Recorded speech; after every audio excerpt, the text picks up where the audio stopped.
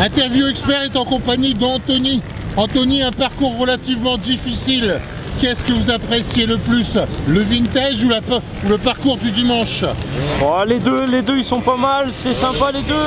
Le vintage c'est plus une ambiance conviviale où c'est un peu moins strict qu'ici, les gens ça pousse moins, c'est une autre course, complètement autre course. Est-ce que le parcours, puisque vous avez fait le vintage entre vendredi et dimanche, a été changé et le sable est différent? Non, le sable c'est le même, il est assez mousse et il est toujours humide, donc ça y a pas de souci.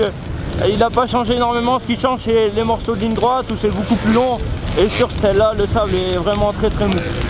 Pour vous, l'Enduropal c'est la première fois, c'est que ça fait combien de fois vous le faites? Non, ça fait au moins 17, c'est la 17e année que je le fais. D'accord, ok. Pour une préparation telle que l'Enduropal, c'est quoi?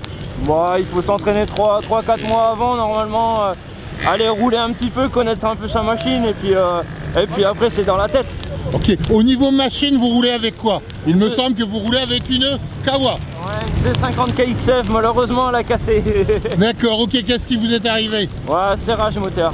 Serrage moteur, ouais, un grand classique? Un grand classique. Est-ce que vous considérez que Kawa par rapport à Honda ou Yamaha est différent au niveau capacité pour faire ce type d'épreuve? Pas forcément, toutes les machines sont bonnes, il suffit juste de les préparer. Malheureusement moi ça fait 3 ans, la machine, j'ai pas changé mon vide-broquin. Après non, toutes les machines, après Yamaha, le monopole parce qu'ils ont pas mal de top pilotes et ça donne envie aux gens. Après les constructeurs japonais ils sont tous bons, que ce soit Honda, Kawa, Yamaha. En quelque sorte une préparation avec un petit manque au niveau du moteur qui vous a effectivement apporté une casse aujourd'hui?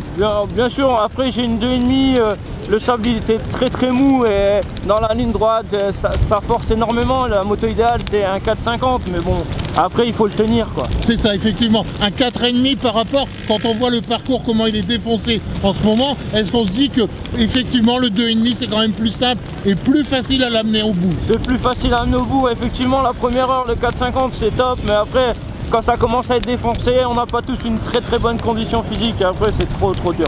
Ok Anthony, on vous retrouve l'année prochaine? Bien sûr, avec plaisir. À l'année prochaine Anthony. Allez, à bientôt.